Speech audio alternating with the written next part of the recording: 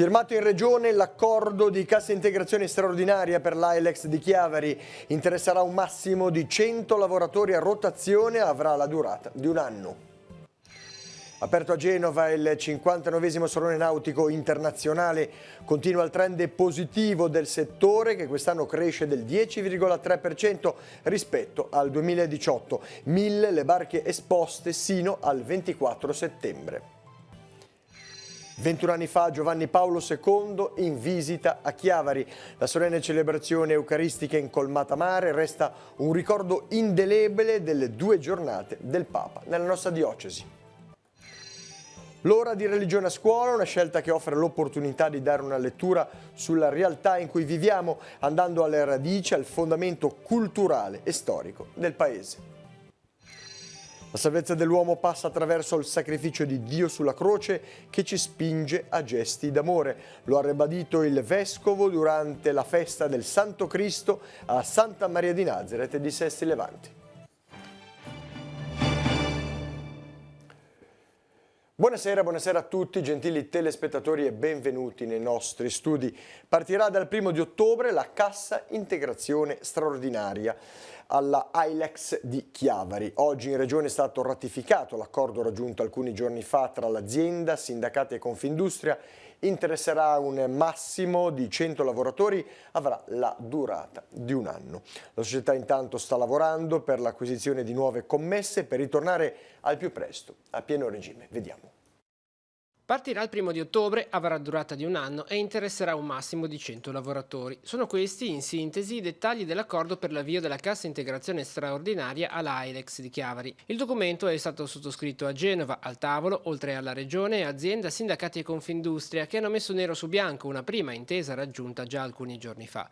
Gli ammortizzatori sociali sono necessari per far fronte al previsto calo del carico lavorativo provocato dalla mancata acquisizione di nuove commesse, situazione questa dovuta al periodo di concordato che da una parte ha evitato il fallimento e ha permesso la cessione dell'azienda, ma dall'altra l'ha esclusa dalle gare e ha causato così un vuoto nella produzione. La società, una volta ritornata pienamente operativa sul mercato, ha da subito avviato i contatti per ritornare al più presto a pieno regime, ma per affrontare questo periodo ha dovuto ricorrere agli ammortizzatori sociali. Cercheremo di lenire le difficoltà dei lavoratori facendo fare una certa rotazione per cui un po' tutti dovrebbero entrare e uscire dalla cassa integrazione straordinaria. Un sacrificio chiesto ai lavoratori, una riduzione di quasi il 30% degli stipendi, si vede comunque in prospettiva un ritorno alla piena occupazione? Beh, è un periodo difficile che ormai dura quasi da 6 anni, perché il 23 dicembre 2013 ci fu l'avvio del concordato, del fallimento della vecchia azienda Lames. Ne usciremo anche questa volta, io credo, più forti di prima, speriamo, come dovrebbe essere, con l'acquisizione di 2 importanti commesse che sono la Levantino della Maserati e la Tonale della Alfa Romeo. Quindi chiaramente i lavoratori con un 30% in meno circa di stipendio dovranno stringere i denti, non è semplice, lo capiamo bene, ma credo che confidiamo che sicuramente non usciremo indenni anche questa volta. Numeri importanti e anche in crescita quelli che arrivano dal settore della nautica anche dal punto di vista degli addetti. Hanno aperto infatti questa mattina i cancelli della fiera per l'inaugurazione della 59esima edizione del Salone Nautico Internazionale di Genova. Sino a martedì sono attesi 180.000 lavoratori, visitatori, mentre sono quasi 1000 le barche esposte. Noi siamo andati a dare un'occhiata, vediamo. Numeri da record per il 59esimo Salone Nautico Internazionale di Genova. Alla presenza del Ministro delle Infrastrutture e Trasporti, Paola De Micheli, ha preso il via la kermesse che resterà allestita nell'area della Fiera del Mare fino al 24 di settembre. Alla cerimonia dell'alzabandiera ha fatto seguito un momento istituzionale con le autorità accolte dalla Presidente di Saloni Nautici, Carla De Maria, e dal Presidente di Ucina Confindustria Nautica, Saverio Cecchi. Quest'anno il settore continua la striscia positiva degli scorsi anni con una crescita nel 2018 del 10,3%, incremento a 2 cifre per il 4º anno consecutivo. Per il 4º anno cresciamo a doppia cifra, 10,3.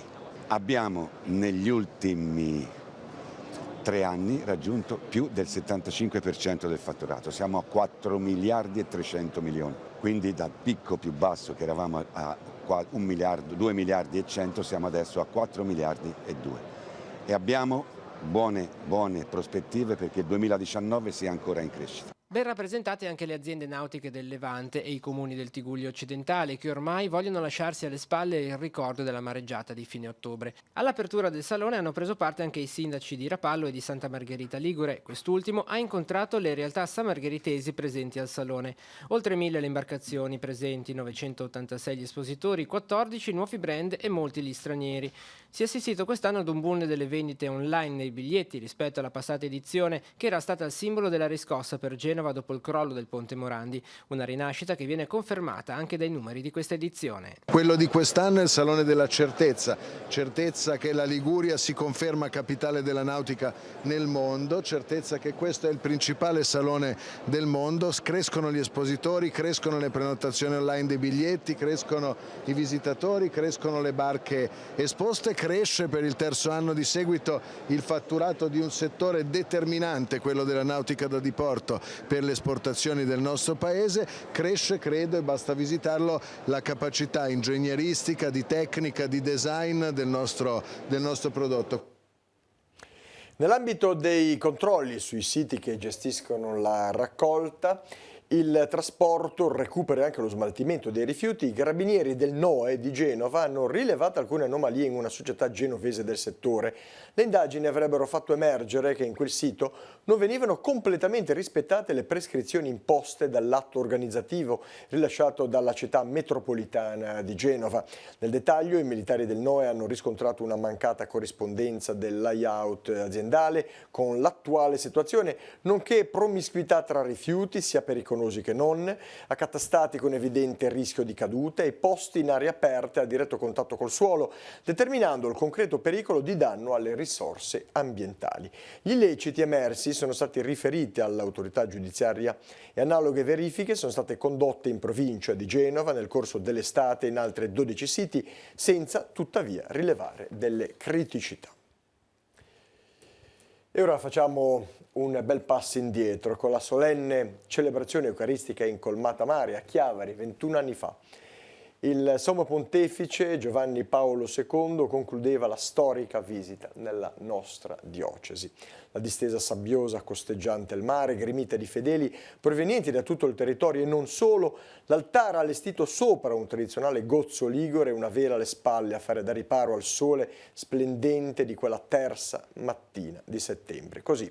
Era il 19 settembre del 1998, il Tigullio si stringeva intorno a Giovanni Paolo II, il Papa divenuto santo che segnava un nuovo corso per la storia della diocesi di Chiavari. Quelle immagini continuano a essere vive nella mente di chi ha vissuto quegli storici anni, così come le parole del Santo Padre, l'invito ad ascoltare la parola di Dio, a metterla in pratica, ad essere giardino in cui far germogliare la giustizia e a custodire i luoghi della devozione mariana sparsi sul suo territorio, insieme alle diverse realtà, espressione di una fede viva e radicata. Un richiamo, quello di Giovanni Paolo II, che in questi anni ha accompagnato il cammino di fede della diocesi di Chiavari.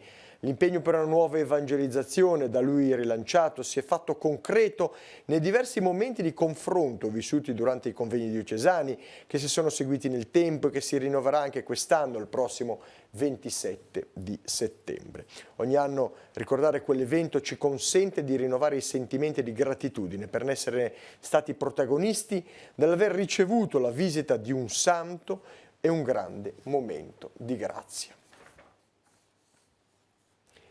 Il nuovo anno scolastico è partito tra incertezze e novità, con l'auspicio che possa essere integrato l'organico dei docenti per entrare appieno nell'attività di formazione dei giovani. Una materia che le famiglie possono scegliere se annoverare tra quelle insegnate ai propri figli è quello della religione cattolica. Abbiamo chiesto al direttore dell'ufficio scuola della diocesi, Don Alberto Castaldi, perché scegliere di avvalersi di questo insegnamento. Lo ascoltiamo ai nostri microfoni. Qual è l'importanza dell'insegnamento della religione cattolica a scuola? L'importanza di conoscere le nostre radici a livello culturale, oltre che religioso, essendo che insegniamo religione cattolica. Però nell'ambito della scuola statale l'impostazione non è catechetica ma culturale. Poter dare una lettura della nostra realtà italiana e quindi da dove veniamo, dove siamo e poter interpretare la realtà di oggi. Qual è l'importanza di questa scelta? Di che cosa si privano coloro che decidono di non seguire gli insegnamenti di religione?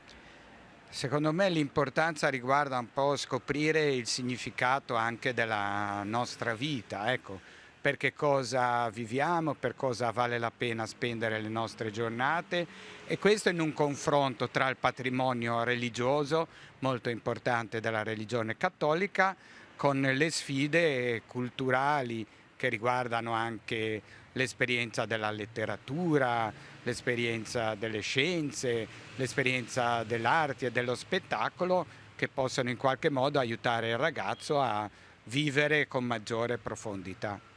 Anche gli insegnanti di religione non solo sono chiamati ad un cammino di formazione. Quest'anno che filone verrà scelto in questo corso di formazione?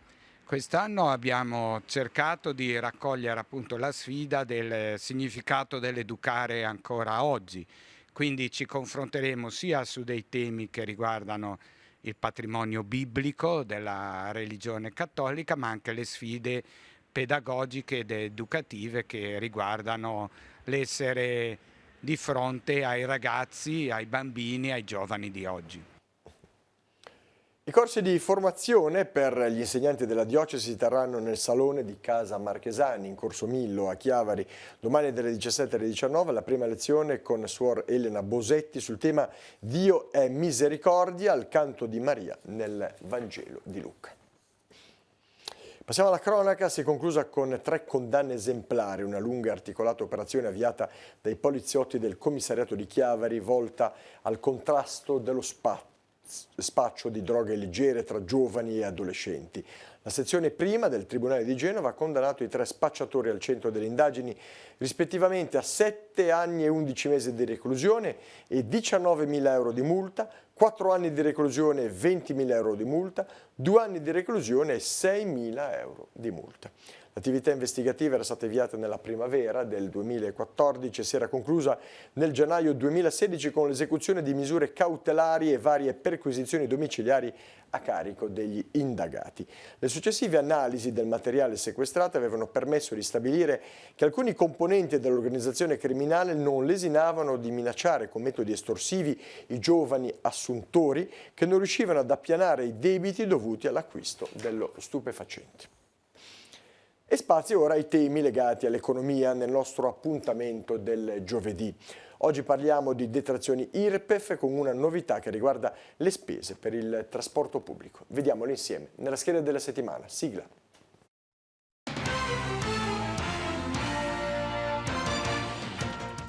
Novità per le spese relative ad abbonamenti di trasporto pubblico. La legge di bilancio 2018 ha introdotto infatti una detrazione IRPEF del 19% per le spese sostenute per l'acquisto di abbonamenti ai servizi di trasporto pubblico locale, regionale e interregionale su un costo annuo massimo di 250 euro. L'agevolazione riguarda sia le spese sostenute direttamente dal contribuente sia affrontate per conto dei familiari fiscalmente a carico. Per esempio, nel caso di 2 genitori che sostengono la spesa di 500 euro per l'abbonamento del figlio a carico, l'ammontare massimo di spesa sul quale calcolare la detrazione da ripartire tra gli stessi non può superare 250 euro.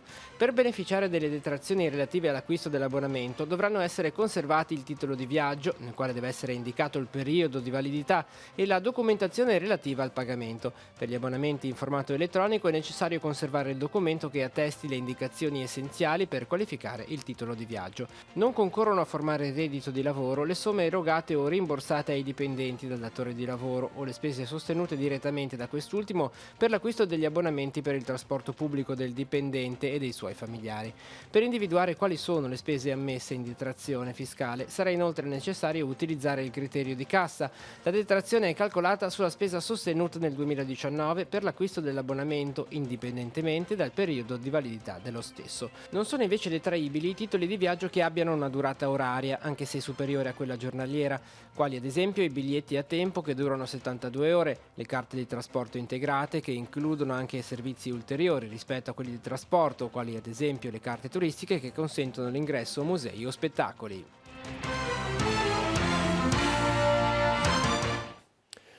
11 tonnellate di materiale di cancelleria sono stati raccolti con l'iniziativa Dona la Spesa svolta nello scorso fine settimana. Chi ha effettuato la spesa nei punti vendita aderenti al progetto ha contribuito con la propria donazione ad aiutare famiglie in difficoltà. Nel Tigullio sono state raccolte complessivamente 1,7 tonnellate di prodotti che saranno distribuiti a diversi enti che danno assistenza ai bisognosi: Associazione Famiglie del Tigullio, Istituto per il Bagliatico, Croce Rossa Carasco, Villaggio del Ragazzo, Consulta del Volontariato Rapallo e Santa Margherita, Centro Ascolto Caritas di Recco, Circolo Ricreativo Familiare di Sestri Levante. Numerosi volontari che hanno collaborato a questa iniziativa. Il prossimo appuntamento con Dona la Spesa è sabato 12 ottobre, quando saranno raccolti generi alimentari. Il sacrificio di Dio sulla croce deve spingere il cristiano a cercare la salvezza attraverso gesti d'amore. Nella solennità del Santo Cristo, il Vescovo ha presieduto la Santa Messa nella Basilica di Santa Maria di Nazareth a Sestri Levante. L'uomo di oggi in realtà cerca la sicurezza, ma Gesù ci insegna che l'unica salvezza possibile è il dono di sé. Così ha spiegato il Vescovo di Chiavari. Vediamo il servizio. Quale senso ha la parola salvezza? A questa domanda il Vescovo, Monsignor Alberto Danasini, ha provato a dare una risposta alla luce della fede e del Vangelo. Lo ha fatto in occasione della festa del Santo Cristo, nella messa presieduta nella Basilica di Santa Maria di Nazareth a Sestri Levante. Alla presunzione dell'uomo di oggi, che crede di salvarsi da solo, in realtà quello che cerca è la sicurezza, il cristiano risponde guardando al sacrificio della croce. Dio ha tanto amato il mondo da dare il suo figlio unigenito perché chiunque creda in lui non perisca ma abbia la vita eterna, ha sottolineato il pastore della diocesi, citando il passo del Vangelo di Giovanni. La nostra vita potrebbe durare anni e anni e anni, ma non sarebbe salvata. Sarebbe sempre la nostra vita di qui, con le sue gioie, i suoi dolori.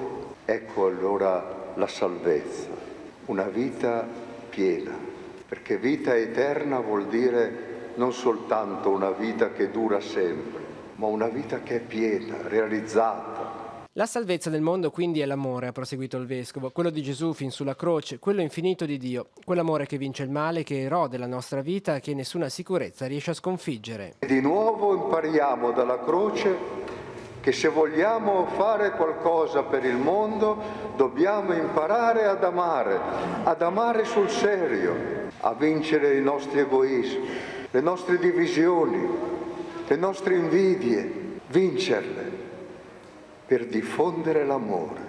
L'invito che raccogliamo perciò dalla festa è proprio quella di far entrare nella nostra vita anche quotidiana questa esperienza di fede, saperci amati, amati sempre, amati infinitamente, amati ogni giorno, amati in ogni momento della nostra vita. Se vivremo così, certamente la nostra vita sperimenterà la salvezza, cioè la vita che ha senso, la gioia. Attorniata dal calore e dall'affetto della sua numerosa famiglia, si è spenta all'ospedale San Martino di Genova Ernesta Queirolo, vedova Longinotti, la figura di riferimento molto conosciuta nella comunità di Levi. Donna dalla tempra forte, salda nella fede, nell'attaccamento alla famiglia, era una donna capace di sensibilità e di vicinanza, soprattutto nei confronti delle persone sofferenti. Per lungo tempo era stata la cuoca nell'asilo del paese, incarnando appieno lo spirito materno, severo e affettuoso al tempo stesso. Ernesta aveva 89 anni, ieri si è abbandonata nell'abbraccio del Signore, ricongiungendosi in cielo col marito Nino, con l'amato figlio Luigi, prematuramente scomparso. Lascia le figlie Ornella, Orietta e Simonetta con le rispettive famiglie, i nipoti e i pronipoti. La cara Salma, giunta oggi pomeriggio nella chiesa parrocchiale di San Rufino di Levi, dove domani alle ore 11 saranno celebrati i funerali. Le offerte raccolte saranno devolute a Teleradio Pace. Alle figlie e a tutti i familiari va l'abbraccio e il ricordo nella preghiera da parte di tutto lo staff di Teleradio Pace. Apriamo ora la nostra consueta finestra sull'Arcidiocesi di Genova. Diversi gli appuntamenti in programma per i prossimi giorni per la Chiesa genovese. Ce ne parla Francesca Di Palma dalla redazione del Cittadino. Prego. Benvenuti nella redazione del Cittadino a Genova. Siamo alla vigilia dell'importante convegno Musica e Canto nella Liturgia, organizzato a Genova dall'Ufficio Liturgico e dall'Istituto Diocesano di Musica Sacra. Relatore sarà Monsignor Marco Frisina. Il programma si articola su 2 giornate. Venerdì 20 settembre al Quadrivio un incontro per i catechisti e i sacerdoti a partire dalle ore 16. E sabato 21 settembre in seminario dalle ore 9:30 per i sacerdoti, i cori e gli animatori musicali. Il programma completo per chi desidera partecipare è disponibile su www.ilcittadino.ge.it. E cambiamo argomento. È trascorso ormai un anno dal rapimento in Niger di padre Pierluigi Maccalli, missionario della SMA. Dal 17 settembre 2018 non si hanno più notizie. Padre Pierluigi ha trascorso attivamente anche alcuni anni a Genova. Sabato 21 settembre alle 18 nella Basilica di Santa Maria di Castello il cardinale Angelo Bagnasco celebrerà la messa proprio per chiedere la liberazione di padre Pierluigi. E prende il via lunedì 23 settembre l'annuale corso di formazione per i catechisti della diocesi, quest'anno sul tema La verità vi farà liberi. Il corso è strutturato in 4 giornate, lunedì 23, martedì 24, lunedì 30 settembre e martedì 1 ottobre. I relatori di questa edizione sono Monsignor Guglielmo Borghetti, vescovo di Albenga Imperia, l'attrice Claudia Coll, padre Serafino Tognetti e don Michele Falabretti, responsabile del Servizio Nazionale per la Pastorale Giovanile. Il cardinale Bagnasco celebra la messa conclusiva di tutto il corso martedì 1 ottobre alle 18 nella chiesa di Santa Marta. E infine ricordiamo che da lunedì 23 settembre è possibile ritirare il sussidio di catechesi predisposto dalla diocesi per questo anno pastorale. Il volumetto è disponibile in curia, in redazione al Cittadino in via Serra e alla libreria San Paolo in piazza Matteotti. Insieme alla catechesi sono a disposizione per chi le desidera anche alcune copie del calendario diocesano del nuovo anno pastorale. Bene, da Genova è tutto, la linea può tornare a Chiavari, noi ci vediamo la settimana prossima, arrivederci a tutti. Bene, torniamo in studio a Sessi Levante. Il sindaco ha firmato un'ordinanza che vieta la balneazione nel tratto di arenile alla foce del torrente Gromolo dal Pennello lato ponente verso Levante per un tratto di 50 metri. I campionamenti dell'ARPAL eseguiti il 16 settembre scorso hanno dato infatti un esito sfavorevole. Riaprirà almeno per 3 mattine a settimana la biblioteca di Lavagna. Il servizio sarà affidato ad Arci Ragazzi Tigullio nella persona di Liliana Cavallini. La conferma è stata data nel corso del Consiglio Comunale riunitosi ieri sera. Un primo passo rispetto alla chiusura di agosto, ha sottolineato l'assessore Chiara Uneto, che ha confermato la realizzazione di alcuni interventi di manutenzione. Scettica la consigliera di Officina Lavagnese Aurora Pittau sull'apertura per sole 3 mattine. Il consigliere Daniele Di Martino del Movimento 5 Stelle si dichiara negativo a esternalizzare il servizio. Dura la replica del sindaco Mangiante. Si finge di conoscere cos'è il dissesto, ma ci sono servizi indispensabili e l'ente non può derogare. Non siamo noi a decidere quali siano. I consiglieri di minoranza a San Colombano Certeni del gruppo Territorio e Sviluppo hanno depositato un'interrogazione relativa agli interventi in atto lungo la strada statale 225. Nel dettaglio chiedono che il sindaco si attivi con ANAS affinché vengano ripristinati gli accessi carrabili lungo la strada principale della Valle Fontanabuona. Con i recenti interventi di asfaltatura e di posa della segnaletica orizzontale sarebbero infatti stati eliminati i tratteggi in corrispondenza di numerosi accessi privati e pubblici da parte dei tecnici incaricati da ANAS, motivo quindi di disagio per molti residenti. Ha preso il via a Chiavari una raccolta di firme promossa da Cittadinanza Attiva Liguria per chiedere all'amministrazione di introdurre agevolazione per la sosta dei residenti. Da diversi anni le amministrazioni comunali della città non fanno parte della città metropolitana di Genova e hanno adottato delibere atte ad agevolare il parcheggio dell'autovettura ai residenti del loro territorio. Spiega così il segretario regionale Mauro Santucci. Con questa raccolta firme vogliamo portare il tema all'attenzione del comune. È possibile quindi sottoscrivere questa iniziativa recandosi allo sportello dell'associazione che si trova in via Colonnello Franceschi 42 a Chiavari il mercoledì e il venerdì dalle 9 a mezzogiorno. La prossima giornata invece di raccolta firme in piazza sarà venerdì 27 settembre dalle 9 alle 13 in via Martiri della Liberazione, angolo piazza Matteotti. Anche il Comune di Chiavari si adegui alla direttiva europea sulla riduzione dei rifiuti in plastica e l'utilizzo delle materie plastiche monouso. Lo chiede con una mozione urgente il consigliere comunale Lino Cama, facendosi portavoce delle istanze di diverse associazioni ambientaliste. Il capogruppo del Partito Democratico, con un'interpellanza, chiede inoltre al sindaco di far rispettare il divieto di transito per le biciclette in via Martiri della Liberazione. È capitato spesso che qualche cittadino, scendendo dal marciapiede, abbia incontrato improvvisamente una bicicletta, spiega Cama. Bisognerebbe intervenire prima che accada qualche serio incidente. E da domani a Chiavari va in scena la seconda edizione di Chiavari Inco Players. Per un intero fine settimana la città si trasformerà ospitando le sfilate dei cosplayers e dei performers, musica live, artisti in strada, che diventeranno il collegamento tra le varie piazze e le aree tematiche. La seconda edizione vede protagonisti anche gli istituti scolastici cittadini, quali il Caboto Luzzati e il Comprensivo di Chiavari 2. Il servizio di presentazione. Per 3 giorni Chiavari diventerà la Hollywood dei cosplayers, ovvero degli appassionati di travestimento, cartoons e fumetti. La seconda edizione si preannuncia ricca di novità. Coinvolgeremo nuovamente tutta la città di Chiavari, da Levante a Ponente, e ci sarà un red carpet, quindi strizzeremo l'occhio non solo a tutto quello che riguarda il mondo dei fumetti e del cosplay, ma anche del cinema. Grandi ospiti, tra cui Omar Fantini, un volto noto della televisione e del cabaret veramente famoso in Italia, molto amato, e poi ci saranno occasioni di incontro, di scambio, conferenze, insomma 3 giorni veramente ricchi e soprattutto pensati per tutte le età. Il centro storico sarà il fulcro della manifestazione. In piazza Fenice, a calendario 3 concerti. Si comincia il venerdì sera con Desplain Orchestra, che è un omaggio ai film di Tim Burton. Sono dei musicisti bravissimi, ma sono anche dei cosplayer. È proprio un vero e proprio spettacolo dedicato ai film di Tim Burton. Poi si passa al sabato con gli Animaniacs Corp, un coro vocale di 12 cantanti molto bravi, uno spettacolo prodotto in collaborazione con Luca Comics, in cui loro cantano tutte le canzoni dei film di animazione della Disney. E tra l'altro con la collaborazione e l'ospitata straordinaria del cantante lirico chiavarese Davide Piaggio.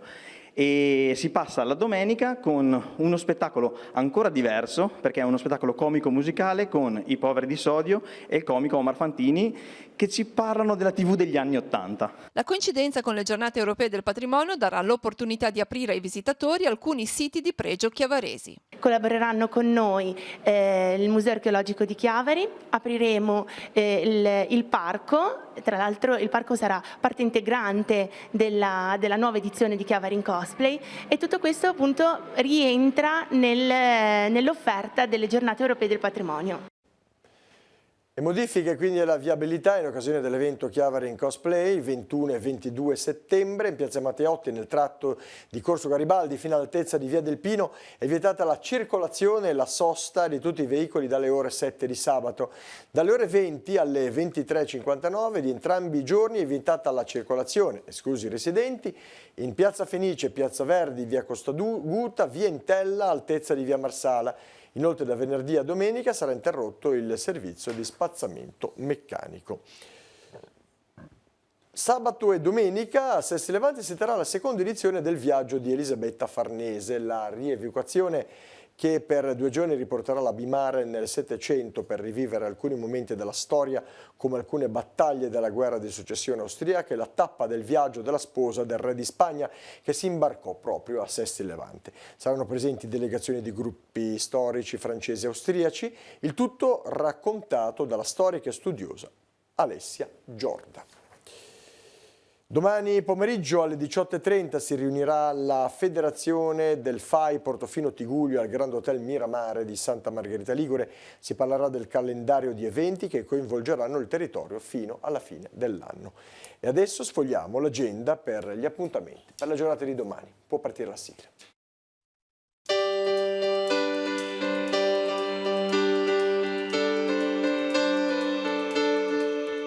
Appuntamenti in agenda per venerdì 20 settembre. Dalle 8 alle 12 il mercatino agricolo della Val Graveglia nel borgo di Concenti di Ne, con le bancadelle dei prodotti tipici.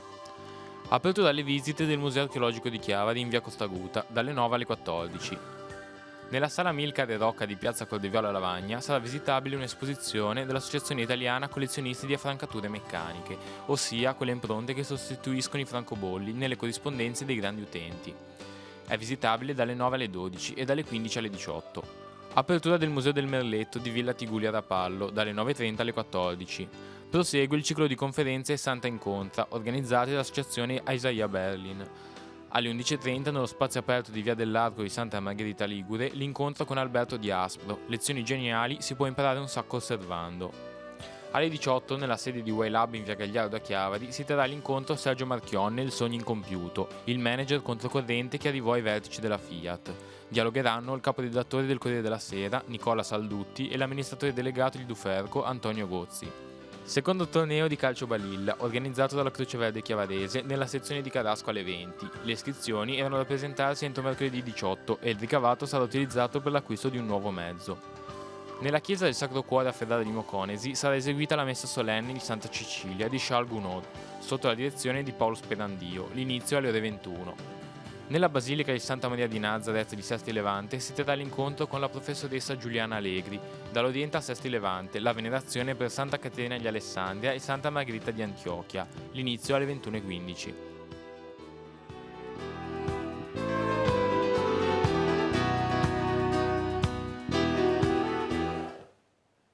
Con l'agenda di Telepace termina il nostro giornale, prossimo appuntamento con TG di Guglio, rinnovato come sempre a domani 12:45.